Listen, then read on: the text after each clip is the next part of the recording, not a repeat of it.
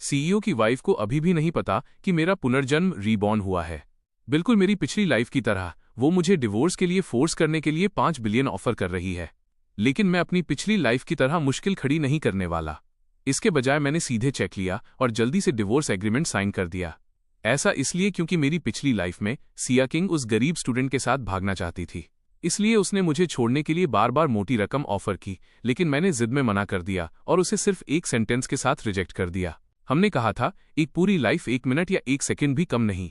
इस वजह से 23 साल की उम्र में शियाई चियांग को टूटे हुए दिल के साथ मजबूरी में जाना पड़ा। अपनी पीठ फेरकर वो एक फॉरेन कंट्री चला गया।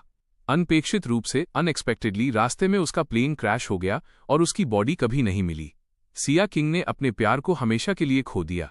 अपने मूनलाइट का बदला लेने के लिए उसने फांग फैमिली के सारे कॉर्पोरेशंस बर्बाद कर दिए।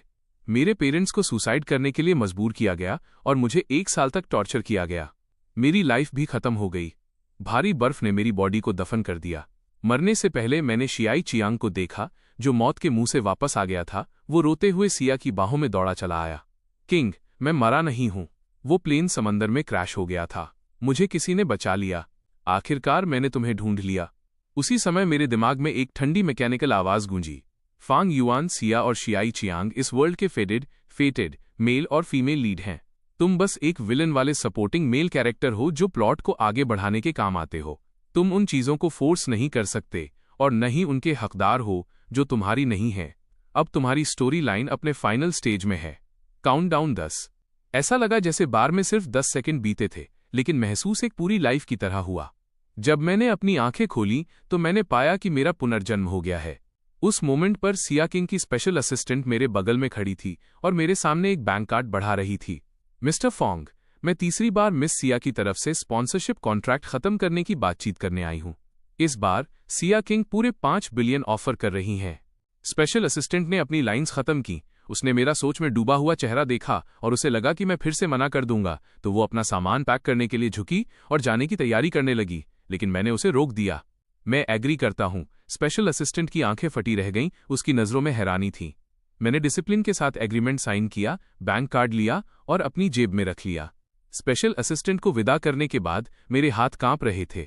मैंने जल्दबाजी में अपने पेरेंट्स को फोन किया और उन्हें अब्रॉड में परमानेंट रेजिडेंसी अरेंज करने और हमारी सारी एसेट्स ट्रांसफर करने को कहा।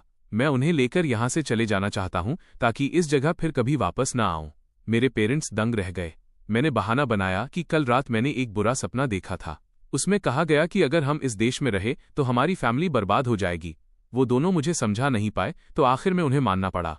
फोन काटने के बाद जैसे ही मैंने अपने आंसू पोंछे, सिया किंग जो काफी समय से बाहर थी, दरवाजा धकेलकर अंदर आई। मेरी रोती हुई आंखें देखकर उसके एक्सप्रेशन ठंडे पड़ गए। उसे लगा कि मैंने साइन नहीं किया है। उसने जल्दी से एक्सप्लेन किया, कॉन्ट्रैक्ट तोड़ना मेरी गलती है। 5 बिलियन काफी कॉम्पेंसेशन है। उसने मुझसे पूछा कि मैं और किस बात से डिसैटिस्फाइड हूं। मैं थोड़ा दंग रह गया। तब मुझे एहसास हुआ कि स्पेशल असिस्टेंट ने अभी तक सिया किंग को नहीं बताया था कि मैं कॉन्ट्रैक्ट खत्म करने के लिए मान गया हूं। जैसे ही मैं समझाने वाला था, सिया किंग ने मुझे मौका नहीं दिया और माथे पर बल लाते हुए मुझे खींचकर दरवाजे से बाहर ले गई। कार तेजी से दौड़ी और हॉस्पिटल के बाहर रुकी। मुझे खींचकर इमरजेंसी रूम ले जाया गया, जहां मैंने डॉक्टर को कहते सुना, मिस्टर शिया का किडनी ट्रांसप्लांट ऑपरेशन शुरू होने वाला है। मुझे तब याद आया कि मेरी पिछली लाइफ में शियाई चियांग का वाकई एक कार एक्सीडेंट हुआ था, जिसमें उसकी किडनी फट गई थी और उसकी सर्जरी हुई थी। उस दौरान सिया किंग एक बार भी वापस नहीं आई थी, इसलिए जाहिर है मुझे ये बहुत क्लियरली याद था। लेकिन इसका मुझसे क्या लेना देना? सिया किंग मुझे यहाँ क्यों लाई है? मैं अचानक कांप उठा। क्या ऐसा हो सकता है कि वो मुझे यहाँ इसलिए लाई है क्योंकि वो चाहती है कि मैं शियाई चियांग को किडनी डोनेट करूं? सिया ने मेरी तरफ देखा। उसकी आवाज ठंडी थी। तुम डोनेट नहीं कर रहे हो। मैं कर रही हूं। तुम डोनेट कर रही हो? मैं बहुत सरप्राइज्ड था। सिया किंग ने ऑपरेटिंग रूम में उस कमजोर आदमी की तरफ देखा। एक कार एक्सीडेंट में शियाई चियांग की किडनी फट गई और सिर्फ मेरे टेस्ट रिजल्ट्स ही मैच हुए हैं। भले ही मैंने जाने का फैसला कर लिया था, लेकिन ये सुनकर कि सिया किंग शियाई चियांग के लिए इस हद तक जाएगी, मेरे दिल में दर्द की एक लहर उठी। क्या तुम उससे इतना प्यार करती हो? हाँ, इसीलिए मैं तुम्हें यहाँ लाई हूँ। तुम मेरी नजरों के सामने यहीं रहोगे और इस क्रिटिकल मोमेंट पर शियाई चियांग को नुकसान पहुंचाने जैसा कुछ नहीं करोगे। बोलने के बाद सिया ने बॉडीगार्ड से मुझे पकड़वा लिया, अपने कपड़े बदले और अकेले ऑपरेटिंग रूम में चली गई। रेड लाइट जल गई, सर्जरी शुरू हुई। मैं सुन्न होकर कुर्सी पर बैठ गया। हर धड़कन के साथ मेरा दिल दुख रहा था। कुछ नर्सेज वहां से एक टीवी ड्रामा के बारे में बात करते हुए गुजरी। ये सपोर्टिंग मेल कैरेक्टर कितना एनोइंग है। आखिर में उसे बैंकक्रप्ट और पागल हो जाना चाहिए। क्या उसे नहीं पता कि मेल और फीमेल लीड साथ रहने के लिए ही बने हैं? मैंने चुपचाप सुना। मेरे होठों पर एक फीकी मुस्कान थी, एक कड़वी और अकेली मुस्कान। सही बात है, मेल और फीमेल लीड्स का साथ होना ही किस्मत है। इसलिए इस लाइफ में मुझ जैसा विलन वाला सपोर्टिंग कैरेक्टर अब उनके साथ नहीं खेलेगा। सर्जरी सक्सेसफुल रही। ऑपरेटिंग रूम की लाइट बंद होते देख मैं जाने के लिए खड़ा हुआ, लेकिन बॉडीगार्ड्स ने मुझे रोक लिया। मिस सिया ने कहा है, जब तक वो होश में न आ जाए आप एक कदम भी यहां से नहीं हिलेंगे। मुझे मजबूरन बैठकर इंतजार करना पड़ा। टाइम बीतता गया, मिनट दर मिनट, सेकंड दर सेकंड। अचानक मेरे पेट में तेज ऐंठन होने लगी। मेरा चेहरा दर्द से बिगड़ गया और पसीने की बूंदें टपकने लगीं। मेरी तबीयत ठीक नहीं लग रही। क्या आप मुझे गैस्ट्रोनोराइटिस की कोई दवा या एक कप गर्म पानी दे सकते हैं? बॉडीगार्ड एक्सप्रेशनलेस था, उसका एटीट्यूड सख्त था। नहीं मिस्टर फांग, आपके साथ चाहे जो भी हो हम यहां से नहीं जा सकते। ये मिस सिया का ऑर्डर है। मुझे इतना दर्द हो रहा था कि मैं जमीन पर गिर पड़ा, सिर्फ अपने होंठ चबाकर दर्द बर्दाश्त कर पा रहा था। जब मेरा होश आ जा रहा था मैंने ठंडी फर्श को महसूस किया। मिस सिया जाग गई हैं। मिस्टर फांग, अब आप जाकर उनसे जाने की परमिशन मांग सकते हैं। मेरी पूरी बॉडी थक चुकी थी। मेरे कपड़े पसीने से भीगे हुए थे और मुझसे चिपक रहे थे। शरीर में एक ठंडक फैल रही थी। मैंने खुद को खड़ा होने के लिए मजबूर किया, अपनी थकी हुई बॉडी को घसीटते हुए पेशेंट के कमरे तक ले गया। मुझे तुरंत शियाई चियांग की सॉफ्ट आवाज सुनाई दी। किंग, तुम इतनी कमजोर और बीमार क्यों लग रही हो? ओह सही कहा। क्या तुम्हें वो दयालु इंसान मिल गया जिसने मुझे किडनी डोनेट की है? मैं उन्हें पर्सनली थैंक यू कहना चाहता हूं, वरना शायद मैं कभी होश में नहीं आता। सिया किंग का हाथ जिसने चम्मच पकड़ा था एक पल के लिए रुका और फिर जल्दी से नॉर्मल हो गया। कुछ नहीं, बस जब तुम ऑपरेटिंग रूम में जिंदगी और मौत के बीच थे मैं बहुत डरी हुई थी, इसलिए मेरा चेहरा पीला पड़ गया है। किडनी डोनर की डेथ हो गई है। मैं तुम्हारी तरफ से उनकी फैमिली को थैंक यू कह दूंगी। तुम्हें चिंता करने की जरूरत नहीं है, मैंने सब कुछ हैंडल कर लिया है। शियाई चियांग बहुत इमोशनल हो गया और वो सीधा शियाई चियांग की बाहों में गिर गया। शायद उसने सिया किंग के जख्म पर दबाव डाल दिया था, क्योंकि दर्द की वजह से उसका चेहरा पीला पड़ गया था, लेकिन फिर भी उसने शांत रहने की कोशिश की और उसे दलिया पॉरेज खिलाना जारी रखा। ओह सही कहा। क्या बॉडीगार्ड ने अभी नहीं कहा था कि फांग युआन को गैस्ट्रोएंटेराइटिस है? क्या वो दर्द से बेहोश हो गया? क्या तुम उसे देखने नहीं जाओगी? जैसे ही उसने मेरा नाम सुना सिया किंग के एक्सप्रेशन तुरंत डार्क हो गए। यह पक्का सिंपैथी पाने के लिए बीमार होने का नाटक करने की उसकी कोई ट्रिक है। उस पर ध्यान देने की जरूरत नहीं है। कमरे में मौजूद लोगों को नहीं पता था कि मैं बाहर ही हूं। शियाई चियांग ने दलिया के कुछ चम्मच खाए और उसे और नहीं चाहिए था। ये दलिया अच्छा नहीं है, ये बहुत फीका है। मुझे याद है हमारी यूनिवर्सिटी के गेट पर एक दलिया की दुकान थी। मैं वहां हर सुबह खाता था। उसे खाए हुए बहुत समय हो गया है। मुझे उसकी थोड़ी याद आ रही है। शियाई चियांग के चेहरे पर वो यादों वाला लुक देखकर सिया किंग ने तुरंत कटोरा नीचे रखा, खड़ी हुई और कार की चाबियां उठा लीं। वो तुम्हारे लिए खरीद लाएगा। जरूरत नहीं है, इतनी छोटी सी बात के लिए किसी और को भेज दो। सिया किंग ने अपना सिर हिलाया, शियाई चियांग को लेटने में मदद की और उसे कंबल ओढ़ा दिया। जब तक ये तुमसे जुड़ा है, वो जगहें जहां तुम गए हो, वो खाना जो तुमने खाया है, वो नज़ारे जो तुमने देखे हैं, मैं वो सब खुद अपनी आंखों से देखना चाहती हूं। मेरा इंतजार करना, मैं अभी वापस आती हूं। सिया किंग ने दरवाजा खोला, मुझे देखा और उसके चेहरे की मुस्कान तुरंत जम गई, फिर से ठंडी पड़ गई। तुम यहां क्या कर रहे हो? क्या तुम फिर से शियाई चियांग के लिए चीजें मुश्किल करने की कोशिश कर रहे हो? सिया किंग के एक्सप्रेशन देखकर मेरी उंगलियां कांपने लगीं। मैंने एक हल्की सांस ली। मैं तुम्हें ये बताने आया हूं कि अब से मैं शियाई चियांग के लिए चीजें मुश्किल नहीं करूंगा। तुम पूरी तरह से बेफिक्र रह सकती हो। सिया किंग को हमेशा मेरी बातों पर शक रहता था और इस बार भी कोई अपवाद एक्सेप्शन नहीं था। तुम चाहते हो कि मैं बेफिक्र रहूं, तो चलो हमारा कॉन्ट्रैक्ट पूरी तरह खत्म करते हैं और मुझे फ्री कर दो।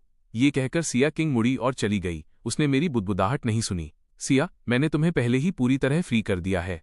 जब मैं घर पहुंचा मैंने एक सिंपल खाना खाया और फिर घर की सफाई शुरू कर दी। ज्यादातर चीजें मेरी थीं। सिया की बस कुछ ही चीजें थीं। वो विंड ब्रेकर जो मैंने उसके लिए खरीदा था, कॉस्मेटिक्स, परफ्यूम, एक पानी का कप, एक टूथब्रश। मैंने एक भी चीज नहीं रखी। साथ ही हमारी वो कैंडिड फोटोज, हमारी जवानी के लव लेटर्स और बाकी फुटकर सामान भी फेंक दिया। विला साफ हो गया था। उस दिन सिया वापस आई और जैसे ही वो अंदर आई उसने नोटिस किया कि कुछ अजीब था। उसने चारों ओर देखा। मेरी चीजें कहाँ हैं? फेंक दी। मैं बहुत ईमानदार था। सिया ने मेरी तरफ बेरुखी से देखा, उसकी आंखें थोड़ी छोटी हो गईं। मैं बस कुछ ही दिनों के लिए बाहर गई थी और तुम फिर से बचकानी हरकतें कर रहे हो। जो चीजें मैंने फेंकी वो सब मैंने ही खरीदी थीं। मैंने तुम्हारी चीजों को हाथ नहीं लगाया। वैसे भी तुम उन्हें शायद ही कभी यूज करती हो, इसलिए मैंने उन्हें फेंक दिया। सिया को लगा कि मैं उसके कॉन्ट्रैक्ट तोड़ने की शिकायत कर रहा हूं। उसकी भौहें थोड़ी सिकुड़ गईं, उसका टोन और भी ठंडा हो गया। मैंने पहले भी कहा है, मैं अब उस कॉन्ट्रैक्ट को नहीं मानना चाहती और मैं तुम्हारे साथ पूरी लाइफ नहीं रहना चाहती। इसके बारे में ध्यान से सोचो और इसे साइन कर दो। क्या स्पेशल असिस्टेंट ने तुम्हें अभी तक नहीं बताया? पिछली बार मैंने इससे पहले कि मैं अपना सेंटेंस पूरा कर पाता, शियाई चियांग अंदर आ गया। मिस्टर फांग, सिया पूरे समय हॉस्पिटल में मेरा ख्याल रख रही थी, इसीलिए वो वापस नहीं आ पाई। अगर आप नाराज हैं तो बस मुझे ब्लेम कीजिए। सिया ने जल्दी से शियाई को सहारा दिया। शियाई, उसके और मेरे बीच सिर्फ बेनिफिट्स का एक्सचेंज था। कोई असली फीलिंग्स नहीं है। तुम्हें माफी मांगने की जरूरत नहीं है। मेरा दिल बैठ गया। सही बात है। सिया की नजरों में हमारे बीच सिर्फ पैसा और फायदा है, इसीलिए उसने छोड़ने के लिए बार बार कीमत बढ़ाई। असली फीलिंग्स देने वाला सिर्फ मैं ही था। मैंने उस प्यार भरी नजर को देखा जो सिया ने शियाई चियांग की तरफ डाली थी और अचानक अपने कमरे की तरफ मुड़ गया। थोड़ी देर बाद दरवाजे पर दस्तक हुई। शियाई चियांग कॉफी लेकर अंदर आया। मिस्टर फोंग, सिया मीटिंग में है। मैंने कुछ कॉफी बनाई है और आपके लिए भी तैयार की है। मैं आपसे थोड़ी बात भी करना चाहता था। मेरी पिछली लाइफ में मैंने रूखेपन से मना कर दिया था और शियाई को बाहर निकाल दिया था, लेकिन अब जब मैंने जाने का फैसला कर लिया था, शियाई का सामना करते हुए मेरा एटीट्यूड शांत था। तुम किस बारे में बात करना चाहते हो? शियाई चियांग ने नर्वस होकर अपनी मुट्ठियां भींच लीं, उसकी आंखों में दुख भरा था। मुझे पता है कि आप और सिया बचपन के दोस्त, चाइल्डहुड स्वीटहार्ट्स हैं, लेकिन फीलिंग्स को फोर्स नहीं किया जा सकता। आप उसे अपने पास बांधने के लिए एक कॉन्ट्रैक्ट का इस्तेमाल करते हैं। वो टॉर्चर महसूस करती है और आपको वो प्यार नहीं मिलता जो आप चाहते हैं। आखिर में आप दोनों को सिर्फ चोट ही पहुंचती है। क्या यही वो रिजल्ट है जो आप देखना चाहते हैं? मेरी नजरें उलझ गईं। मैंने शियाई को देखा और एक खामोश हंसी हंसी। तुम्हें मुझसे ये बातें कहने का क्या हक है? मैं भी बस उतना ही गहरा प्यार करता हूं जितना आप। मैं उसे टॉर्चर होते हुए नहीं देखना चाहता। वो आपको पसंद नहीं करती। आपका होना उसे उसके सबसे दर्दनाक सालों की याद दिलाता है। वो आपके पिंजरे से भागना चाहती है और उस डार्क पास्ट से भी भागना चाहती है। वो बहुत प्राउड है, कभी दूसरों को अपने जख्म नहीं देखने देती, फिर भी अपने साइकोलॉजिकल ट्रॉमा से भागने में असमर्थ है। इसीलिए जब वो आपका सामना करती है तो उसका मूड बहुत खराब, ग्लूमी हो जाता है। मैं दंग रह गया। पहली बार मुझे समझ आया कि सिया इतनी बुरी तरह क्यों भागना चाहती थी। मुझे लगा था कि मुश्किलों को साथ झेलना प्यार के लिए उपजाऊ जमीन है। सिया के लिए ये एक डरावना सपना था। और फिर भी सिया ने शियाई चियांग को अपना सबसे कमजोर साइड दिखाया, अपने दिल के सबसे गहरे राज बताए। लेकिन मैं कभी सिया की दुनिया में कदम नहीं रख पाया था। इस एहसास ने मेरे दिल की कड़वाहट को बढ़ा दिया और वो लगाव जिन्हें मैं छोड़ नहीं पा रहा था, तुरंत राख में बदल गए। मैं शियाई के सामने कमजोर नहीं दिखना चाहता था, लेकिन मैं अपने दुख को कंट्रोल नहीं कर सका। मैंने खुद को खड़े होने के लिए मजबूर किया। मैं वहां से जाना चाहता था। शियाई चियांग को लगा कि मैं बात करने से मना कर रहा हूं और वो मुझे रोकने के लिए जल्दी से मेरे पीछे आया। मिस्टर फोंग, मैं बस आपको बताना चाहता था। इससे पहले कि वो पूरा कर पाता, शियाई अपनी घबराहट में दीवार के पास वाली शेल्फ से टकरा गया और कई फूलदान वाजेज मुझ पर गिर गए। मैं कराह उठा और जमीन पर गिर पड़ा। मेरा चेहरा पीला पड़ गया। दर्द इतना तेज था कि मैं मुश्किल से सांस ले पा रहा था। शियाई डर गया था। वो अभी रिएक्ट भी नहीं कर पाया था कि तभी उस डॉग ने उसे डराकर पीछे धकेल दिया, जो अपने मालिक को प्रोटेक्ट करने के लिए दौड़ा था, जिससे वो बार बार लड़खड़ाया। बचपन में उसे एक कुत्ते ने काट लिया था, इसलिए इस बड़े गोल्डन रिट्रीवर को देखकर वो रिफ्लेक्स में मुड़ा और भागा। डॉग उसके पीछे पड़ा था। शियाई चियांग का टखना एंकल मुड़ गया और वो सीढ़ियों से नीचे गिर गया। उसकी चीख पूरे विला में गूंज उठी। सिया ने शोर सुना और बाहर दौड़कर आई, और ये सीन देखकर उसकी पुतलियां अचानक सिकुड़ गईं। वो नीचे भागी और उसने शियाई को गले लगा लिया। उसके माथे पर खून वाला जख्म देखकर उसका दिल टूट गया। उसने अपनी लाल आंखों से सीढ़ियों पर खड़े डॉग को घूरा। उसका गुस्सा भड़क रहा था। मैंने वो दर्दनाक चीख सुनी और दर्द को दबाते हुए मैं ये देखने के लिए रेंग कर ऊपर आया कि क्या हुआ था। जैसे ही मैं बाहर निकला, मैंने सिया किंग की बेकाबू चिल्लाहट सुनी। शियाई चियांग की अभी सर्जरी हुई है। उसका शरीर कमजोर है और वो कुत्तों से इतना डरता है। तुमने अपने कुत्ते को लोगों को काटने के लिए बाहर क्यों छोड़ा? मैंने कभी उम्मीद नहीं की थी कि चीजें इस तरह बदल जाएंगी। मैं बहुत दर्द में था। मैं सांस नहीं ले पा रहा था। मैं सिर्फ कमजोरी से फुसफुसा सका। पहले वो फूलदान से टकराया था। आर ने उसका पीछा सिर्फ इसलिए किया क्योंकि उसने देखा कि मुझे चोट लगी है। तुम्हें पता है, आर आमतौर पर बहुत शांत रहता है। वो अजनबियों से बहुत डरता है। उसने ये सब सिर्फ इसलिए किया क्योंकि वो मेरे लिए परेशान था। बस करो, मैं अब और ये बेमतलब के बहाने नहीं सुनना चाहती। अगर तुम अपने कुत्ते को कंट्रोल नहीं कर सकते और तुम्हारी वजह से शियाई चियांग को इतनी सीरियस चोट लगी है तो इसे मार डालो ताकि ये दोबारा कोई मुसीबत खड़ी न करे। सिया किंग ने मेरी एक बात नहीं सुनी और सीधे बॉडीगार्ड्स को बुला लिया। उन लंबे चौड़े आदमियों को आर की तरफ बढ़ते देख आर तुरंत अलर्ट हो गया। मेरे शरीर में एक सिहरन दौड़ गई। मैं उसे बचाने के लिए गले लगाना चाहता था, लेकिन बॉडीगार्ड्स ने कोई रहम नहीं दिखाया। उन्होंने मुझे दीवार की तरफ धक्का दिया और कुत्ते को पकड़ने चले गए। आर ने ये देखा, वो पागल सा हो गया और उन पर झपटा। बॉडीगार्ड ने उसे इलेक्ट्रिक बैटन से मारा। उसे तब तक पीटा गया जब तक वो खून से लथपथ नहीं हो गया, लेकिन फिर भी वो मुझे बचाने के लिए पागलों की तरह भौंक रहा था। बॉडीगार्ड ने उसकी टांग पकड़ी और उसे ऊपर उठा लिया। उसने बचने के लिए अपनी पूरी ताकत लगा दी, लेकिन बॉडीगार्ड ने उसे छोड़ दिया और आर दूसरी मंजिल की गैलरी से सीधे पहली मंजिल के मार्बल फ्लोर पर जा गिरा। मेरी पूरी दुनिया उजड़ गई। मैं लड़खड़ाते हुए सीढ़ियों से नीचे उसे गले लगाने भागा, लेकिन मैंने देखा कि उसकी आंखों की चमक धीरे धीरे खत्म हो रही है। उसने आखिरी बार अपना चेहरा मेरे हाथ से रगड़ा और अपनी आंखें मूंद लीं। उस मोमेंट पर मेरा दिल टूटकर बिखर गया। मैंने उसकी ठंडी बॉडी को गले लगाया। मेरी आंखों से आंसू बह रहे थे और मैंने सिया की तरफ देखा। अगर तुम मुझसे नफरत करती हो तो मुझसे करो। तुम इतनी क्रूअल क्यों हो? क्या तुम्हें उसे मौत के घाट उतारना ही था? उसने साफ तौर पर कुछ गलत नहीं किया था, लेकिन सिया किंग का दिल सिर्फ बेहोश शियाई चियांग के लिए धड़क रहा था। उसने मुझे एक ठंडी नज़र से देखा। वो गलत नहीं है क्योंकि ये सब तुम्हारी गलती है। क्या तुम्हें लगता है कि उसने तुम्हारे लिए जान दे दी तो तुम सजा से बच जाओगे? मैं तुम्हें बता दूं, मैं शियाई चियांग की तकलीफ को बेकार नहीं जाने दूंगी। बोलने के बाद सिया ने बॉडीगार्ड्स को बुलाया और कुछ ऑर्डर्स दिए। एम्बुलेंस की आवाज गूंजी। उसे और किसी बात की परवाह नहीं थी और वो शियाई को लेकर चली गई। आर की टूटी हुई टांग मेरी हथेली में झूल रही थी। सिया को जाते हुए देखकर मैं तब तक रोया जब तक मेरी आवाज नहीं बैठ गई। सिया किंग, उस साल जब लेनदारों क्रेडिटर्स ने तुम्हें एक गली में घेर लिया था, तब आर ने ही तुम्हें बचाने के लिए उन लोगों की मार और टॉर्चर सहा था। उसकी एक टांग टूट गई थी, इसीलिए वो अजनबियों से इतना डरने लगा था। जब तुम सबसे ज्यादा अकेली और बेबस थी, वो तुम्हें इतना पसंद करता था। वो दिन रात तुम्हारे पास पहरा देता था, तुम्हारे साथ रहता था, तुम्हारे साथ कितनी लंबी रातें गुजारी और हर दिन तुम्हारे घर आने का इंतजार करता था। तुम इतनी पत्थर दिल कैसे हो सकती हो? जवाब में मुझे सिर्फ बॉडीगार्ड की ठंडी आवाज सुनाई दी। मिस्टर फॉन्ग, मिसेज सिया ने कहा है कि आपने अपने कुत्ते से किसी को कटवाया है, इसलिए आपको अपनी हरकतों पर पछतावे के लिए कोल्ड स्टोरेज रूम में ले जाया जाएगा। बोलने के बाद 3 आदमी मुझे घसीटते हुए ले गए और कोल्ड स्टोरेज में फेंक दिया। मैंने आर की बॉडी को कसकर पकड़ रखा था। मेरी खून जैसी लाल आंखें खाली और सुन्न थीं। ठंड ऐसे अंदर घुस रही थी जैसे मेरी हड्डियों तक पहुंच रही हो। मुझे इतनी ठंड लग रही थी कि मैं पूरा का पूरा कांप रहा था। मेरे शरीर पर ओस जमकर पाला फ्रॉस्ट बन रही थी। मेरी स्किन बर्फ की तरह सफेद पड़ गई थी। टाइम धीरे धीरे बीतता गया। मेरे दिल की धड़कन धीमी हो गई और आखिरकार मैं बेहोश हो गया। पता नहीं कितना वक्त बीत गया। जब मैं जागा तो मैंने खुद को हॉस्पिटल में पाया। डॉक्टर आईवी ड्रिप एडजस्ट कर रहे थे। उनका टोन सीरियस था। आपने खुद को कोल्ड स्टोरेज में क्यों बंद कर लिया था? अगर आप 2 मिनट और बाद मिलते तो आप जमकर मर चुके होते। जमकर मरना शब्द सुनकर वो हड्डियों को कपा देने वाली ठंड फिर से याद आ गई। ऐसा लगा जैसे वो मेरे शरीर से कभी गई ही नहीं थी। मुझे मेरी पिछली लाइफ याद आई। सिया किंग की कार से टकराने और मेरे ऑर्गन्स कुचले जाने के बाद मुझे बर्फ में जिंदा दफन कर दिया गया था और मैं जमकर मर गया था। अब दोबारा शुरू करने पर भी मैं लगभग उसी तरह मरने वाला था। क्या ऐसा हो सकता है कि जब तक मैं सिया से प्यार करता रहूंगा या उसके करीब रहूंगा, मैं मौत के एकदम करीब रहूंगा और खुद के साथ साथ उन सबको भी नीचे खींच लूंगा जिनकी मैं परवाह करता हूं?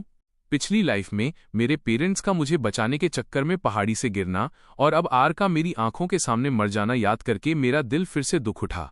मेरी इंडेक्स फिंगर मेरी हथेली में इतनी गहरी गड़ गई कि खून निकल आया।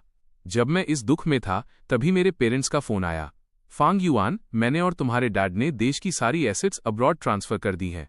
इमिग्रेशन पेपर्स भी जमा कर दिए गए हैं। अगले हफ्ते तक वो अप्रूव हो जाने चाहिए। हमें जल्द ही रिजल्ट मिल जाएगा। क्या तुम श्योर हो कि तुम बाहर सेटल होना चाहते हो? वो सिया किंग, क्या तुम उसे बहुत पसंद नहीं करते? मैंने अपने ऊपर की सफेद दीवार को खाली नजरों से देखा। मेरी आवाज ठहरे हुए पानी की तरह थी जिसमें एक भी लहर नहीं थी। इस लाइफ में मैं सिया किंग को फिर कभी पसंद नहीं करूंगा। जैसे ही ये शब्द मेरे मुंह से निकले, सिया किंग ने दरवाजा धकेला और अंदर आ गई। उसने मुझे एक कॉम्प्लेक्स एक्सप्रेशन के साथ देखा। जैसे ही मिड एयर में हमारी नजरें मिली, मैं ऐसे पीछे हटा जैसे मुझे बिजली का झटका लगा हो। इतने सालों की जान पहचान में सिया की नज़र में मैं एक थके हुए लट्टू स्पिनिंग टॉप की तरह था, जो 24 घंटे उसके इर्द गिर्द घूमता रहता था। मैंने बेशर्मी से बार बार उससे कहा था कि मैं उसे पसंद करता हूं, उसे प्यार भरी नज़रों से देखता था।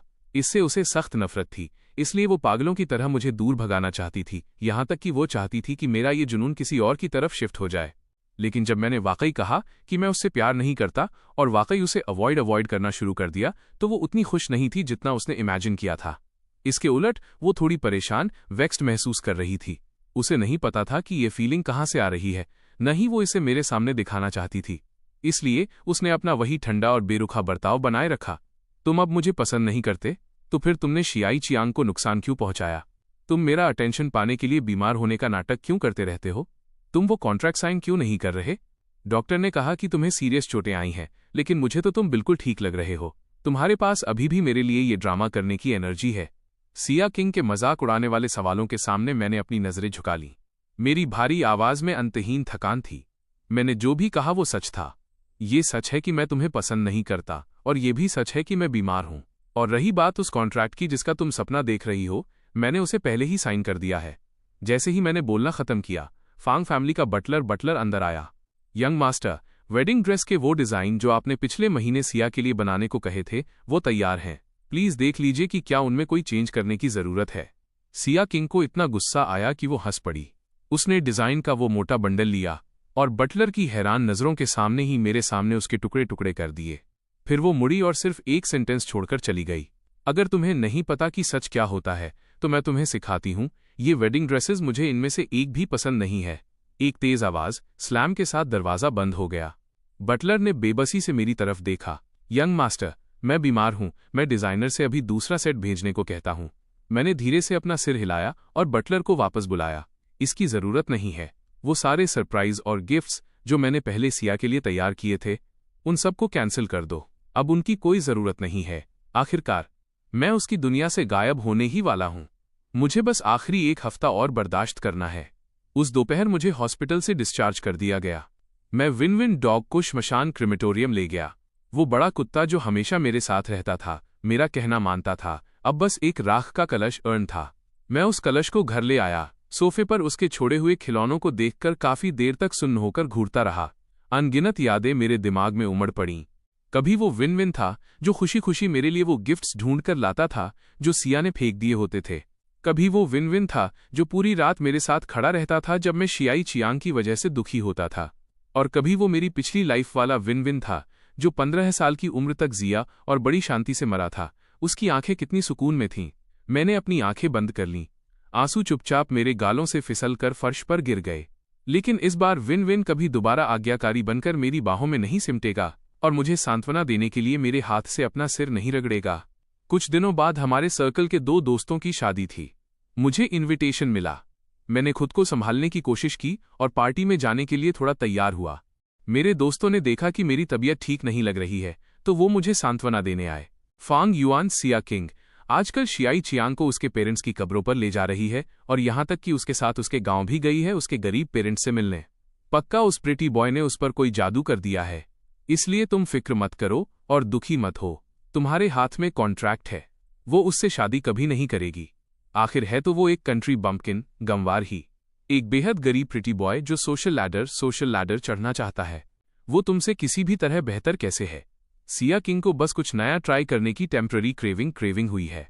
आखिरकार सिया किंग को दोबारा पैरों पर खड़ा करने के लिए तुम ही सबसे इंपॉर्टेंट इंसान थे। मुझे पता था कि मेरे दोस्त मेरी तरफ से स्टैंड ले रहे थे, लेकिन इस लाइफ में मुझे समझ आ गया था कि शियाई चियांग के लिए सिया किंग का प्यार अटूट था, जैसे कांसे और लोहे की दीवार। मैं अब इस दीवार से अपना सिर नहीं टकराना चाहता था और मैं नहीं चाहता था कि मेरी वजह से मेरे दोस्त मुसीबत झेलें। सिया किंग के साथ मेरा कॉन्ट्रैक्ट खत्म हो चुका है। अब से वो जिसे चाहे पसंद करे, जिससे चाहे शादी करे, मेरा उससे कोई लेना देना नहीं है। तुम लोग भी शियाई चियांग के बारे में बात करना बंद करो। वो सिया किंग का फेडेड मेल लीड है। इसे कोई नहीं बदल सकता। मैंने बहुत सीरियस होकर अपने दोस्तों को अपनी करंट सोच बताई। मेरे दोस्तों को यकीन नहीं हुआ। सब फटी आंखों से देख रहे थे। तुमने उसे लगभग 20 साल तक पसंद किया है। क्या तुम वाकई इसे छोड़ने वाले हो? शियाई चियांग जैसे किसी इंसान से हारना, क्या तुम वाकई ये एक्सेप्ट कर लोगे? शियाई चियांग बहुत अच्छा है। वो तुम में से किसी से भी 1000 गुना बेहतर है। वो सिंसियर है, दयालु है, खुशमिजाज है, जिंदादिल है, बहादुर है और रेजिलिएंट है। वो इकलौता मर्द है जिसे मैंने कभी पसंद किया है और अपनी बाकी लाइफ में उसे गहराई से प्यार करूंगी। इसके उलट तुम जैसे लोग जो उसकी पीठ पीछे बुराई करते हैं, गटर के चूहों की तरह हैं, घिनौने। पीछे से सिया की बर्फ जैसी ठंडी आवाज आई। आवाज सुनकर मैं मुड़ा और देखा कि उसने धीरे से शियाई चियांग को अपनी बाहों में थाम रखा था, जिसकी आंखें लाल थीं। फिर उसने एक फोन कॉल किया। प्रोजेक्ट डिपार्टमेंट को तुरंत इन्फॉर्म करो। गू फैमिली, शेन फैमिली, फॉन्ग फैमिली और शॉन्ग फैमिली के साथ सारे प्रोजेक्ट कोलैबोरेशंस खत्म कर दो। ये सुनकर सबके एक्सप्रेशन बदल गए। सब उसे हैरानी से देखने लगे। हमने कुछ नहीं कहा। सिर्फ एक शियाई चियांग के लिए इतने सारे बिजनेस कोलैबोरेशंस को रिजेक्ट करना, क्या वाकई इसके लिए इतना बड़ा इशू बनाने की जरूरत है? सिया ने नफरत भरी आंखों से ऊपर देखा। उसका टोन बहुत ज्यादा ठंडा था। हाँ, शियाई चियांग मेरी बॉटम लाइन है। जो भी उसे छूने की हिम्मत करेगा, उसे इसकी कीमत चुकानी होगी। उसकी नजरें चारों तरफ घूमी और आखिर में मुझ पर आकर टिकीं, जो पूरी तरह धमकी से भरी थीं। मुझे पता था कि वो बस मुझे वार्निंग देने के लिए इनका उदाहरण दे रही है। मैंने अपने दांत भींचे, अपने दोस्तों की तरफ से बोलना चाहता था, क्या तुम्हें वाकई ये करना होगा? सिया की आवाज डरा देने वाली ठंडी थी। जो कोई भी शियाई चियांग की बदनामी करेगा, उसका अंजाम अच्छा नहीं होगा। पिछली लाइफ जीने के बाद मुझे पता था कि सिया किंग सच कह रही थी। मैं अब उसका सामना आमने सामने नहीं कर सकता था। मैं अपने दोस्तों को लेकर वहां से चला गया। जल्द ही शादी की सेरेमनी शुरू हुई। हालांकि कुछ दूरी थी, लेकिन मुझे सिया और शियाई की हर हरकत देखने के लिए बस अगली टेबल की तरफ देखना था। वो टी सेट को साफ करती और शियाई के सामने रख देती। वो उसे खाना परोसती, उसके लिए झींगे श्रिम्प छीलती, उसकी तरफ से ड्रिंक्स खुद पीती। सिर्फ शियाई चियांग के साथ होते वक्त ही सिया अपना वो सख्त चेहरा छोड़ती थी और इतनी कोमल, नाजुक, पेशेंट और थॉटफुल बन जाती थी। जिस दिल को मैं 10 साल में नहीं गरमा सका, वो शियाई चियांग के सामने कोमलता में पिघल गया। जब मैं ख्यालों में खोया था, शादी अपने फाइनल पार्ट पर पहुंची। Bouquet toss. शियाई चियांग ने बस एडमिरेशन के साथ दुल्हन के बुके को देखा और सिया तुरंत उसे भीड़ में खींच ले गई। मैं अपनी सीट पर चुपचाप बैठा रहा, ये देखते हुए कि कैसे सिया ने अपनी फुर्ती का इस्तेमाल करके दर्जनों हाथों के बीच से वो वेडिंग बुके झपट लिया। फूल मिलने के बाद उसने अपने कपड़े ठीक किए और पूरी गंभीरता के साथ उन्हें शियाई चियांग को प्रेजेंट किया। वहां कोई रिंग नहीं थी, ये कोई प्रपोजल नहीं था, लेकिन मुझे पता था कि सिया बस अपने एक्शन से शियाई और वहां मौजूद सभी गेस्ट्स को ये डिक्लेयर कर रही थी कि उसने, सिया किंग ने तय कर लिया है कि इस लाइफ में शियाई चियांग के अलावा वो किसी और से शादी नहीं करेगी। एक पल में पूरे हॉल की नजरें एक साथ मेरी तरफ मुड़ गईं। उन नजरों का सामना करते हुए जिनमें दया, हमदर्दी और मजाक भरा था, मैंने अपना हाथ उठाया और तालियां बजानी शुरू की।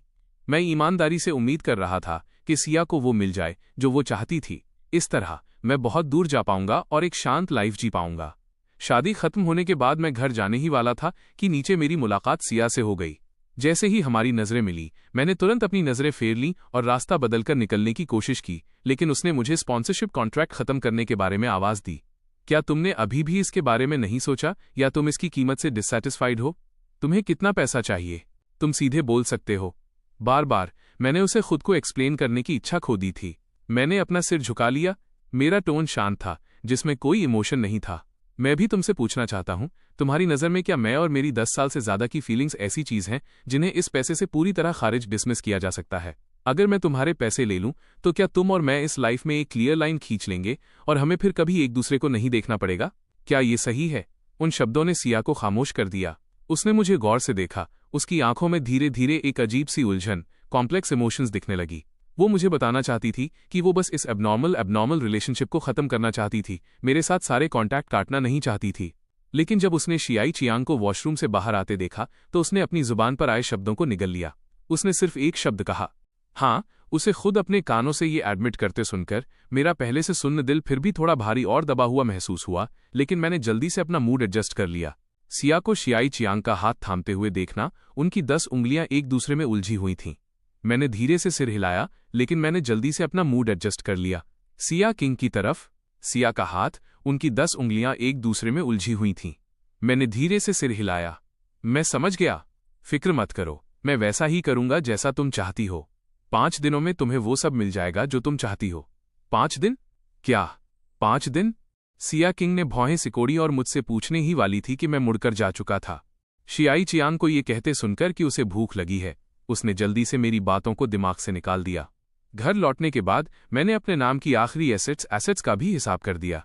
गेम फिगर्स, विला, स्पोर्ट्स कारें, मैंने सब कैश के लिए बेच दिया। उस रात मूसलाधार बारिश हो रही थी। मैं अपना सामान पैक कर रहा था कि तभी अचानक दरवाजे पर पागलों की तरह दस्तक हुई। मैंने दरवाजा खोला तो देखा कि भीगा हुआ शियाई चियांग मेरे सामने घुटनों के बल बैठा रो रहा है। भाई फांग, सिया किंग आज बेहोश हो गई और उसे इमरजेंसी रूम ले जाया गया। लेकिन क्योंकि मैं उसकी फैमिली नहीं हूं, मैं इमरजेंसी नोटिस साइन नहीं कर सका। मैं सिर्फ विदेश में उसकी चाची से कांटेक्ट करने की कोशिश कर पाया और लगभग इलाज का सबसे अच्छा मौका विंडो हाथ से निकल गया। वो अभी भी आईसीयू में है। आपको पता है उसके पेरेंट्स अब नहीं रहे। उसके पास कोई रिश्तेदार नहीं है। मैं आपसे भीख मांगता हूं, प्लीज कॉन्ट्रैक्ट खत्म कर दीजिए और उसे उसकी आज़ादी दे दीजिए। क्या आप कर सकते हैं? मैं उसका हस्बैंड बनना चाहता हूं। मैं ऐसे क्रिटिकल मोमेंट पर कुछ न कर पाने की हालत में नहीं रहना चाहता। सिर्फ लाचारी से उसे मरते हुए नहीं देख सकता। शियाई की गुहार सुनकर मुझे अपनी पिछली लाइफ याद आ गई। सिया किंग उस वक्त भी बहुत बीमार थी। पता चलने पर मैंने तुरंत उसे शहर के सबसे अच्छे प्राइवेट हॉस्पिटल में शिफ्ट किया और शहर के सभी मेडिकल एक्सपर्ट्स को बुलाया। तभी वो किसी बड़ी अनहोनी से बच पाई थी। उसके बाद मैंने अपना कोट तक नहीं उतारा और बिना आराम किए दिन रात उसकी देखभाल की। कई दिनों और रातों तक मैं इतना थक गया था कि सीधा खड़ा भी नहीं हो पा रहा था। लेकिन सिया के जागने के बाद, क्योंकि मैंने जल्दबाजी में शियाई चियांग को कुछ बार डांट दिया था, वो नाराज हो गई और उसने मुझे बाहर निकाल दिया। इसलिए इस बार मैं मुसीबत मोल लेने नहीं गया। मैंने बस ऐसा नाटक किया जैसे मुझे कुछ पता ही न हो। और शियाई चियांग, जो बिना किसी बैकग्राउंड, फैमिली स्टेटस या कनेक्शन वाला एक साधारण इंसान था, जाहिर है उसके पास इस क्रिटिकल मोमेंट पर दिमाग शांत रखने, कनेक्शन इस्तेमाल करने और इतने सारे असरदार इमरजेंसी उपाय करने का कोई तरीका नहीं था। सिया किंग को बहुत तकलीफ सहनी पड़ी और यह तो होना ही था। लेकिन आखिरकार वो इस वर्ल्ड की फीमेल लीड थी, इसलिए नतीजा यही होना था कि वो सेफ रहेगी। इसलिए मैंने शियाई चियांग से बहुत शांति से बात की। मिस्टर शिया, क्या आपको आइडल ड्रामास देखना पसंद है? ड्रामों में मेल और फीमेल लीड को पहली नज़र में प्यार होने के बाद साथ होने से पहले कई इम्तिहानों से गुजरना पड़ता है। आपके और सिया किंग के लिए भी ये वैसा ही है। लेकिन आप दोनों चाहे जिन भी एक्सीडेंट से गुजरें, चाहे मुझ जैसा सपोर्टिंग कैरेक्टर रास्ते में आए, ये आप दोनों को साथ होने से नहीं रोक पाएगा। इसलिए आपको सिया किंग की सेफ्टी की चिंता करने की जरूरत नहीं है। आप उसके नसीब वाले हस्बैंड हैं। आप उसके साथ बूढ़े होंगे और पूरी लाइफ साथ रहेंगे। रही बात मेरी, तो मैं आप दोनों के लिए अब और कोई रुकावट खड़ी नहीं करूंगा। जो तुम्हें चाहिए वो मैंने बहुत पहले सिया को दे दिया है। प्लीज अब आप जाइए। शियाई चियांग, जिसका दिल चिंता से जल रहा था, उसने खाली आंखों से देखा। उसे मेरी बात बिल्कुल समझ नहीं आई। मैंने आगे कुछ एक्सप्लेन नहीं किया, बस दरवाजा बंद किया और आराम करने ऊपर चला गया। रात भर बारिश होती रही। अगले दिन जब मैं नीचे गया तो मैंने पाया कि शियाई चियांग गया नहीं था, बल्कि रात भर आंगन में घुटनों के बल बैठा रहा। शियाई का चेहरा कागज की तरह सफेद था। उसका पूरा शरीर सुन्न था, जैसे अभी गिर पड़ेगा। उसकी हालत देखकर मैं चौंक गया और उसे उठाने के लिए आगे बढ़ने ही वाला था। लेकिन जैसे ही मैंने हाथ बढ़ाया, अभी अभी आई सिया किंग ने मुझे धक्का दे दिया। सिया अभी भी पेशेंट गाउन में थी। उसके चेहरे पर कोई रंग नहीं था, लेकिन फिर भी उसने शियाई को कसकर पकड़ रखा था। शियाई का तपता हुआ माथा छूने के बाद उसकी नजरें मेरी तरफ एकदम तीखी और बर्फीली हो गईं। फांग युआन, उसने कभी तुम्हारा क्या बिगाड़ा है? इतनी भारी बारिश में तुमने उसे रात भर घुटनों के बल बैठने दिया। तुम्हारा दिल इतना पत्थर कैसे हो सकता है? सिया की गुस्से भरी डांट सुनकर मेरी मुट्ठियां खिंच गईं। मेरी आवाज में लाचारी थी। मेरा इससे कोई लेना देना नहीं है। मैंने उसे कल रात घर जाने को कहा था। वो खुद अपनी मर्जी से घंटों चुपचाप बैठा रहा। कितना आसान है ना कहना कि तुम्हारा इससे कोई लेना देना नहीं है। शियाई अभी बेहोश है। तुम जो चाहो बहाना बना सकते हो। वो एक शब्द भी नहीं कह सकता। लेकिन तुम अपने दिल में जानते हो कि तुमने क्या किया है, और मैं भी जानती हूं। इसलिए तुम्हें ये बनावटी वजहें ढूंढने की जरूरत नहीं है। तुम बस दुआ करो कि शियाई को कुछ न हो, वरना मैं तुम्हें इसकी कीमत जरूर चुकाने पर मजबूर करूंगी। उस सख्त डांट के बाद सिया शियाई को हॉस्पिटल ले गई। उसने लोगों से जबरदस्ती मुझे भी कार में बिठा लिया। पूरे रास्ते सिया की नजरें बेहोश शियाई चियांग से नहीं हटीं। उसकी आंखों में दिल टूटने वाला दर्द साफ झलक रहा था। वो बार बार ड्राइवर को टोक रही थी। ड्राइवर पसीने पसीने हो गया था। उसके नर्व्स जवाब दे रहे थे। एक मोड़ काटते समय ड्राइवर ने गैस पर जोर से पैर मार दिया। उसने पीछे से अचानक आई स्पोर्ट्स कार को नोटिस नहीं किया। अगले ही पल दोनों कारों की आमने सामने टक्कर हो गई। मैं पैसेंजर सीट पर था, इसलिए सबसे ज्यादा इम्पैक्ट मुझ पर हुआ। मेरा सिर कार के दरवाजे से टकराया और मुझे लगा जैसे मेरे इंटरनल ऑर्गन्स अपनी जगह से हिल गए हैं। दर्द असहनीय था। मुझे इतना दर्द हो रहा था कि मैं मुश्किल से सांस ले पा रहा था। दर्द और अफरातफरी के बीच मेरा होश धीरे धीरे खोने लगा। मेरी भारी पलकें झुक गईं। खून की लाली ने मेरी नज़र धुंधली कर दी। बेहोश होने से पहले कार की टूटी हुई खिड़की से मैंने देखा कि सिया एक खून से लथपथ शियाई चियांग को लेकर दूर जा रही है। धुंधलेपन में एम्बुलेंस के सायरन और डॉक्टर की अर्जेंट आवाज़ सुनाई दी।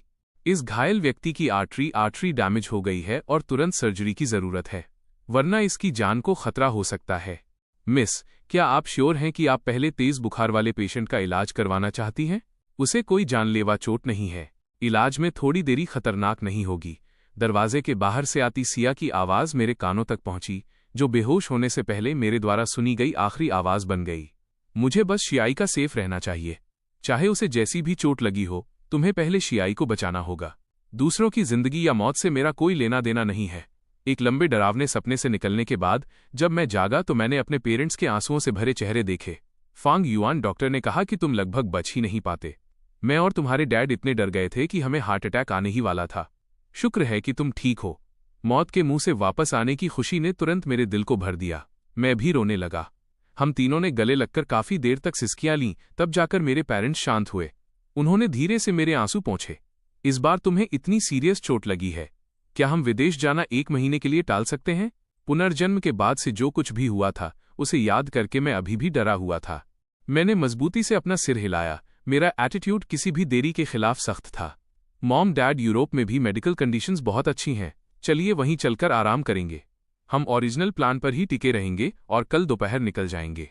आखिरी दिन मैंने अपने पेरेंट्स से सामान और विन विन की राख लेने के लिए विला जाने को कहा। राउंड पर आई 2 नर्सेज आपस में बड़े मजे से गॉसिप कर रही थीं। मैंने सुना कि सिया कॉर्पोरेशन की सीईओ ने हमारे हॉस्पिटल के सारे रूम्स बुक कर लिए हैं और हॉस्पिटल के सभी प्रोफेसर्स और एक्सपर्ट्स को सिर्फ अपने बॉयफ्रेंड का ख्याल रखने के लिए बुलाया है, जिसे सिर्फ हल्का बुखार था। ये तो बहुत ज्यादा लाड प्यार स्पॉइलिंग है, बिल्कुल किसी आइडल ड्रामा की तरह। वो आदमी कौन है जिसकी परवाह सिया किंग जैसा इंसान कर रहा है, जो पूरे कैपिटल में अपनी बात मनवाती है? क्या तुम्हें पता है? दूसरी नर्स ने अपना सिर हिलाया। उसे अचानक कुछ याद आया। उसकी आंखें चमक उठीं और उसने मेरी तरफ देखा। तुम और वो लड़का एक ही समय पर लाए गए थे। क्या तुम उसे जानते हो? वो किस फैमिली का यंग मास्टर है? मेरी पलकें थोड़ी कांपीं। मैंने अपनी आंखें झुका लीं। मेरी आवाज धीमी थी। मैं उसे नहीं जानता। शायद जैसा आपने कहा, वो किसी आइडल ड्रामा का मेल लीड है। मुझ जैसे supporting character NPC of NPC को कैसे पता होगा? नर्सों ने इस बारे में सोचा और एग्री किया, फिर मेरे हाथों से तकिया लिया और बातें करते हुए चली गईं। कमरे में फिर से सन्नाटा छा गया। मैंने अपना फोन उठाया और चुपचाप सिया किंग की सारी कॉन्टैक्ट इन्फॉर्मेशन डिलीट कर दी। ये सब खत्म करने के बाद मेरे पेरेंट्स का फोन आया कि वे लगभग हॉस्पिटल पहुंच चुके हैं। नर्स ने मुझे व्हीलचेयर पर बैठने में मदद की और मुझे हॉस्पिटल के कमरे से बाहर निकाला। जैसे ही लिफ्ट का दरवाजा खुला, मैंने सिया किंग की स्पेशल असिस्टेंट को देखा। असिस्टेंट ने ग्रीट करते हुए सिर हिलाया। हाथ में एक फाइल पकड़ी हुई थी। उसका टोन फॉर्मल और पोलाइट था। मिस्टर फॉन्ग, पिछली बार आपके साइन करने के बाद मुझे अचानक आधे महीने के लिए बिजनेस ट्रिप पर जाना पड़ा। ये कॉन्ट्रैक्ट अभी तक सबमिट नहीं हुआ है। फिक्र मत कीजिए, मैं इसे अभी सिया को दे देती हूँ। मैं बोलने ही वाला था कि पीछे से सिया किंग की आवाज़ आई। मैं आवाज़ की तरफ मुड़ा और उसकी बर्फ जैसी ठंडी आंखों से मेरी नजरें मिली। कितनी बार हो चुका है? वो अभी भी साइन करना चाहता है। असिस्टेंट ठिठक गई और बोलने ही वाली थी कि मैंने उसे टोक दिया। मैंने असिस्टेंट के हाथ से फाइल ली और खुद पर्सनली सिया को थमा दी। मेरा एक्सप्रेशनलेस चेहरा और असिस्टेंट का हिचकिचाता हुआ बर्ताव देखकर सिया की आंखों में शक की एक लहर दौड़ी। वो बस इस कॉन्ट्रैक्ट को खोलने ही वाली थी कि तभी फोन बज उठा। किंग, तुम कहाँ चली गईं? नर्स ने कहा कि मुझे चेकअप के लिए जाना चाहिए। जल्दी वापस आओ। फाइल का आधा खुला कवर चुपचाप बंद हो गया। सिया ने डॉक्यूमेंट फोल्डर वापस स्पेशल असिस्टेंट के हाथों में थमा दिया। अब इसे देखने की जरूरत नहीं है। मुझे पता है उसके पास यकीनन पैसे नहीं हैं। अगली बार एक नया कॉन्ट्रैक्ट ड्राफ्ट करना, कीमत 30 गुना बढ़ा देना। निर्देश देने के बाद उसने अपनी नज़र वापस मुझ पर डाली। उसका टोन भारी और सख्त था। ये चौथी बार है जब मैंने कीमत बढ़ाई है। मुझे उम्मीद है कि इस बार तुम मुझे निराश नहीं करोगे।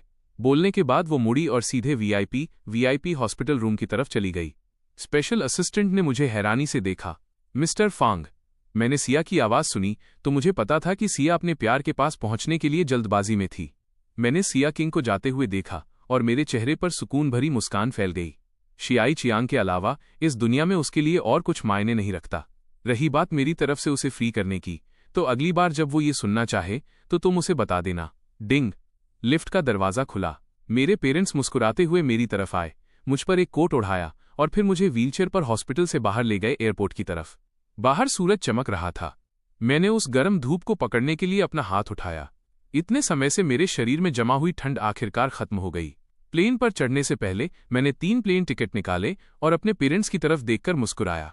मॉम, डैड, चलिए पास्ट को भूलकर एक नई लाइफ शुरू करते हैं। इस बार मैं अब और सपोर्टिंग कैरेक्टर नहीं बनना चाहता। मैं अपनी लाइफ का इकलौता और अनमोल मेन कैरेक्टर बनना चाहता हूं। दूसरी तरफ सिया किंग अपने सामने रोते हुए शियाई चियांग को प्यार से चुप करा रही थी। बस क्या डॉक्टर ने नहीं कहा? अगर तुम धीरे धीरे रिकवर करोगे तो तुम्हारे टेस्ट रिजल्ट्स नॉर्मल हो जाएंगे। आंखों में आंसू लिए सिया को गले लगाते हुए उसने उसकी तरफ देखा। किंग, तुम मेरा अच्छे से ख्याल रखोगी ना, ताकि मैं जल्दी ठीक हो जाऊं। उन दोनों ने एक दूसरे को कसकर पकड़ा हुआ था, जैसे दुनिया की कोई भी ताकत उन्हें अलग नहीं कर सकती। दरवाजे पर एक दस्तक ने उनके उस स्वीट मोमेंट को डिस्टर्ब कर दिया। सिया की नज़र दरवाजे पर खड़ी स्पेशल असिस्टेंट पर पड़ी। उसने असिस्टेंट के हाथ से फोल्डर लिया और लापरवाही से उसे खोला। उसने अभी तक साइन नहीं किया है। तुम मुझे ये क्यों दे रही हो? सिया ने आखिरी पेज पलटा और नीचे जाने पहचाने सिग्नेचर देखकर सुन्न रह गई। किंग, क्या हुआ? उसके बगल में बैठे शियाई चियांग ने करीब आकर देखा और उसे भी मेरे सिग्नेचर दिख गए। सिया ने सिग्नेचर के बगल में लिखी डेट देखी। उसके हाथ ने डॉक्यूमेंट फोल्डर को कसकर भींच लिया। उसकी उंगलियों के जोड़ सफेद पड़ गए। उसने साइन कर दिए। सिया का हाथ थोड़ा कांपा। उसने उलझन में असिस्टेंट की तरफ देखा। मैम, मिस्टर फांग ने आधे महीने पहले ही साइन कर दिए थे और बैंक कार्ड भी ले लिया था। ये सुनकर शियाई चियांग खुश हो गया और उसने सिया को कसकर गले लगा लिया। ये तो बहुत अच्छा है किंग, हम आखिरकार साथ रह सकते हैं। लेकिन सिया उतनी खुश नहीं थी जितना उसने उम्मीद की थी। वो थोड़ा कांपी और उसके हाथ से फोल्डर धप से हॉस्पिटल के फर्श पर गिर गया। तुम कह रही हो कि उसने सच में साइन कर दिए? सामने खड़ी असिस्टेंट हैरान दिखी। हाँ मैम, आधे महीने पहले मिस्टर फांग ने खुद मेरे सामने साइन किए थे। असिस्टेंट ने सिया के चेहरे पर वो दंग रह जाने वाला एक्सप्रेशन देखा और जल्दी से कहा, फिक्र मत कीजिए मैम, सिग्नेचर लीगल डिपार्टमेंट से नोटराइज्ड हो चुके हैं। यह कानूनी रूप से मान्य है। अगर ऐसा है तो माना जा सकता है कि उनके और आपके बीच अब कोई लेना देना नहीं है। ये सुनकर सिया ने फोल्डर को जबरदस्ती असिस्टेंट की बाहों में फेंक दिया। पता नहीं क्यों उसे अंदर से थोड़ा खालीपन महसूस हुआ। किंग, शियाई चियांग की आंखों में आंसू थे। उसकी चमकती मुस्कान के साथ आंसू झलक रहे थे। सिया उसकी गोद में बैठ गई।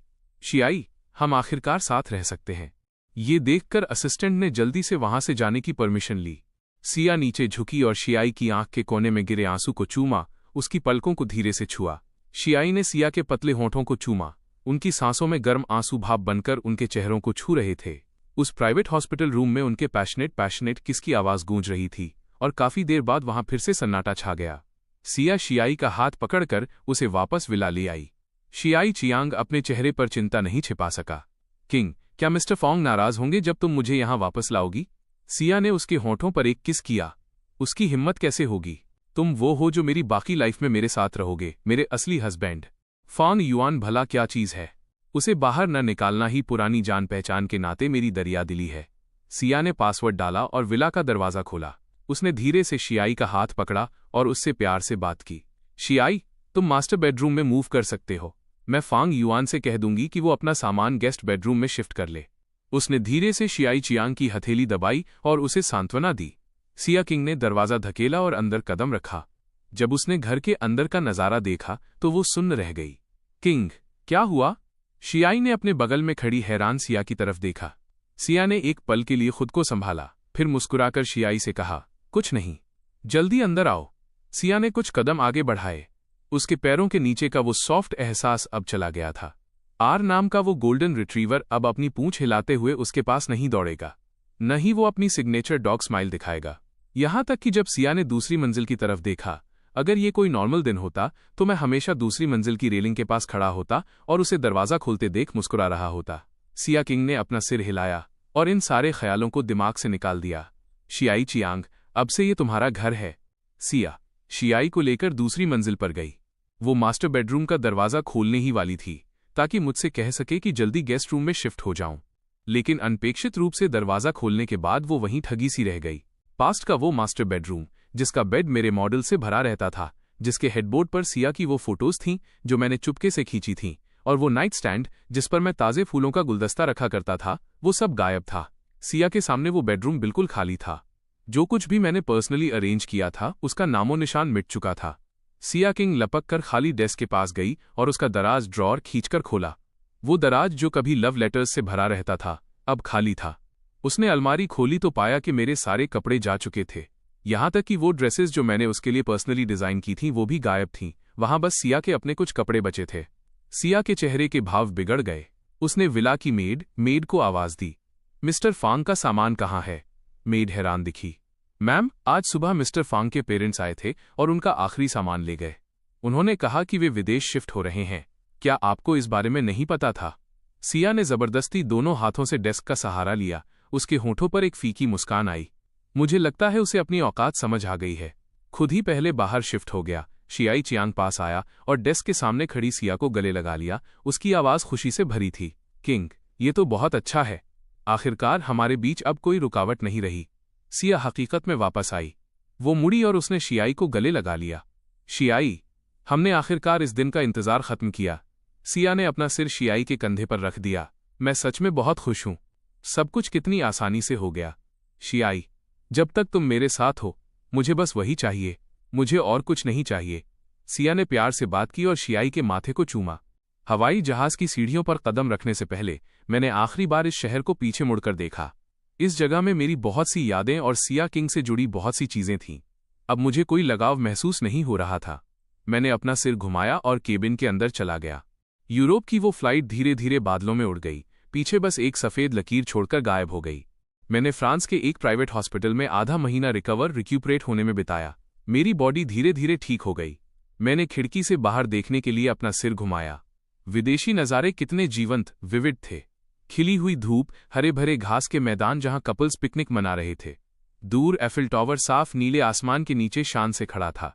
इस सब ने मेरा ध्यान खींच लिया।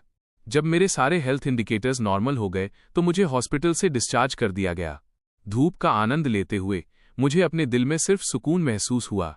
पता चला कि मैं भी सब कुछ पीछे छोड़ सकता हूं। अब सिया किंग की बेरुखी से मेरा दिल नहीं टूटता था और न ही शियाई चियांग के होने से मुझे कोई परेशानी थी।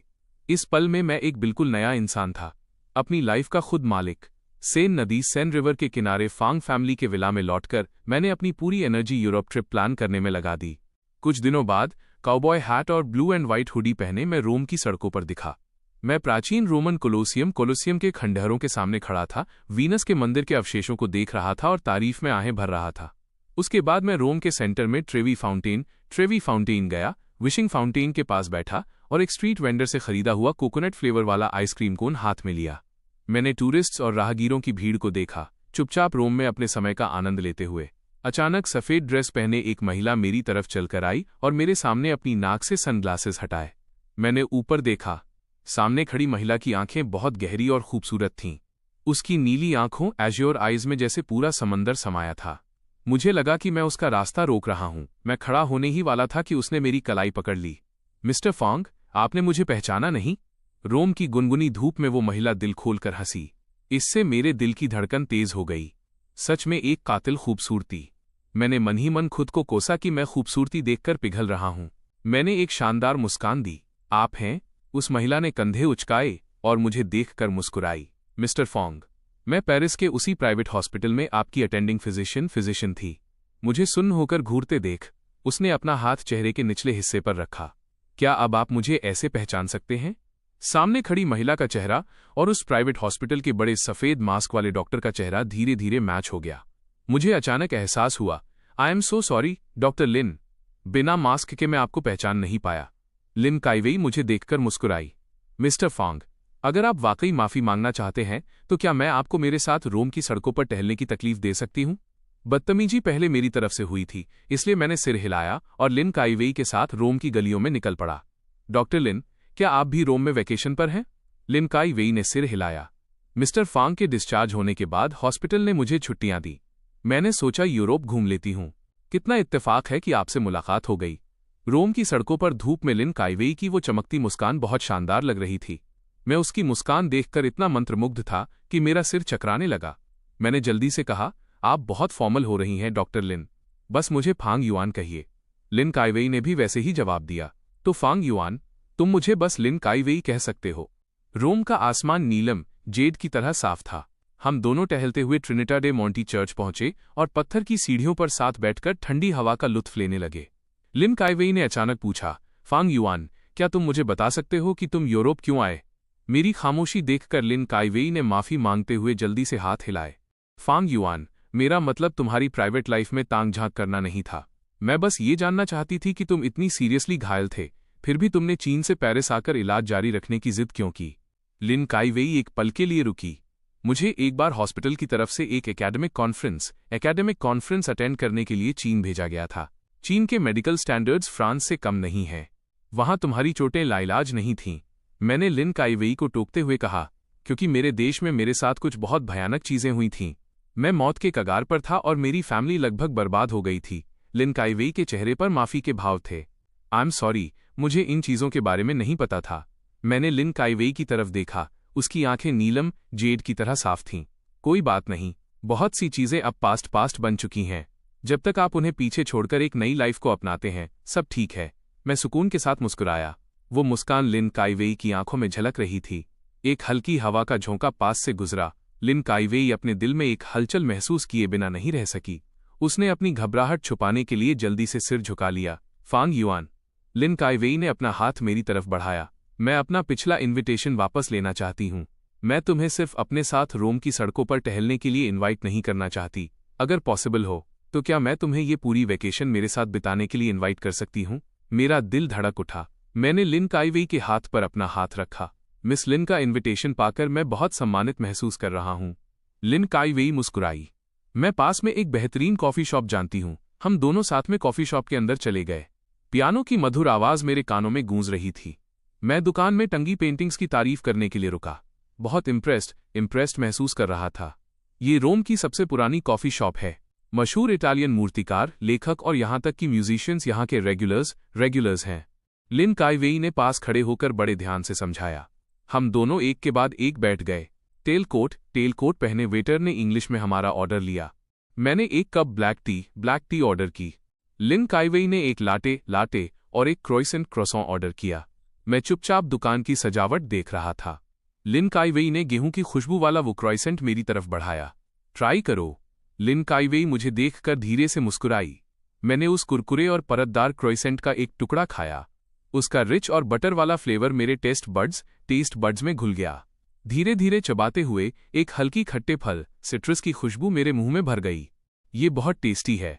मैंने हाथ का क्रोइसेंट नीचे रखा, अपना सिर झुकाया, लेकिन बड़े बड़े आंसू टेबल पर गिरते रहे। लिन काइवेई एक पल के लिए घबरा गई। वो खड़ी हुई और मेरे पास आई, धीरे से मुझे गले लगा लिया। फांग युआन, क्या हुआ? लिन काइवेई ने धीरे से मुझे सांत्वना दी और मेरी पीठ थपथपाई। मेरा एक कुत्ता था जिसका नाम रोंग आर था। मैंने अपनी सिसकियां रोकने की कोशिश की, लेकिन आंसू फिर भी बह रहे थे। उसे पीटा गया था और वो सीरियसली घायल था। मुझे बचाने के चक्कर में वो गलती से दूसरी मंजिल से गिर गया। लिन काइवेई ने धीरे से मेरा सिर अपने कंधे पर रख लिया, मेरे आंसुओं से उसकी शर्ट भीगने दी। जब मैं अपने देश में था, हर बार जब मैं घर क्रोइसेंट लाता था, आर अपना सिर मेरी गोद में रख देता था और फटी आंखों से मुझे क्रोइसेंट खाते हुए देखता था। मैं अचानक हंस पड़ा। क्या आपको पता है, उसकी लार कभी कभी मेरी पैंट का एक बड़ा हिस्सा भिगो देती थी? लिन काइवेई ने धीरे से मेरी पीठ थपथपाई, बड़ी कोमलता से मुझे सांत्वना दी। मैं एक कुत्ते को खोने का दर्द समझती हूँ और मेरे पास तुम्हें सब कुछ भुला देने की कोई वजह नहीं है, लेकिन लिन काइवेई की कोमल आवाज में जैसे कोई जादुई क्वालिटी थी। अगर तुम्हें उसकी याद आए तो तुम मेरे घर आ सकते हो। मेरे पास भी एक कुत्ता है, शायद वो तुम्हें सुकून दे सके। मैंने जल्दी से अपने आंसू पोंछे। सच में? थैंक यू लिन। लिन धीरे से मेरे सामने घुटनों के बल बैठी। उसकी नीली आंखें एक शांत समंदर की तरह थीं। ये सच है, वो एक बर्नीज माउंटेन डॉग है जिसका नाम डोडो है। जब मैंने डोडो नाम सुना तो मैं अपनी हंसी नहीं रोक पाया। किसने सोचा होगा कि डॉक्टर लिन, जो इतनी कोल्ड और नोबल देवी जैसी दिखती हैं, वो घर पर हर दिन डोडो डोडो पुकारती होंगी। लिन काइवेई की उंगलियों ने मेरी आंख के कोने से आंसू पोंछे। उसकी आंखों में लहरें सी चमक रही थीं। क्या तुम्हें पता है कि विशिंग फाउंटेन के पास मैंने तुम्हें अचानक क्यों बुलाया? मैंने बार बार अपना सिर हिलाया। लिन काइवेई मुझे देखकर धीरे से मुस्कुराई। तुमने एक हुडी और सैंडल पहने हुए थे। तुम्हारी नजर मुझ पर बिल्कुल नहीं थी। तुम बस सड़क पर राहगीरों को देख रहे थे। लिन काइवेई की आंखों में मुस्कान और गहरी हो गई। मैंने सोचा, ये इंसान किसी ब्लैक एंड व्हाइट मूवी के स्टार जैसा हैंडसम है जिससे नजर हटाना नामुमकिन था। इसलिए मैं तुम्हारी तरफ बढ़ी और तुम्हें पहचान लिया। ये मेरा स्वार्थ भी था कि मैं तुम्हें अपने साथ रोम टहलाने के लिए इनवाइट करना चाहती थी, लेकिन फिर मैं और लालची हो गई। मैंने उम्मीद की कि तुम पूरी यूरोप वेकेशन में मेरे साथ रह सको। लिन काइवेई का खूबसूरत चेहरा करीब आता गया और मेरा दिमाग सुन्न हो गया। मेरे गाल पर एक ठंडी सी फीलिंग हुई। लिन काइवेई के होठों ने मेरे दाहिने गाल को धीरे से छुआ। एक छोटा सा स्पर्श और फिर वो दूर हो गई। सॉरी, लिन काइवेई थोड़ा माफी मांगते हुए मुस्कुराई, लेकिन कम से कम अब तुम रो तो नहीं रहे हो। शहर के सबसे बड़े अम्यूजमेंट पार्क में सिया किंग ने शियाई का हाथ पकड़ रखा था और बेबसी से उसकी तरफ देख रही थी। किंग, शियाई चहक उठा और सामने टूरिस्ट के साथ फोटो खिंचवा रहे मैस्कॉट की तरफ इशारा किया। सिया किंग ने उसे प्यार से देखा और मुस्कुराई और उसे मस्कट के साथ फोटो खिंचवाने के लिए खुद को खींचने दिया। किंग, जल्दी देखो। शियाई ने इंस्टेंट फोटो उसके चेहरे के सामने रखी, एक्साइटमेंट में उसे दिखा रहा था। सिया किंग सुन्न रह गई। उसके दिमाग में एक दूसरे इंसान की इमेज धीरे धीरे सामने खड़े शियाई चियांग के साथ ओवरलैप होने लगी। कॉन्ट्रैक्ट साइन करने के ठीक बाद सिया किंग को मेरे साथ अम्यूजमेंट पार्क में डेट पर जाना पड़ा था। मैं एक्साइटमेंट में उसे खींचकर ले गया था। पार्क के मस्कट्स के साथ फोटो खिंचवा रहा था। मैंने खुशी खुशी उसे वो इंस्टेंट फोटो दिखाई थी, लेकिन उसने उसे जमीन पर पटक दिया था।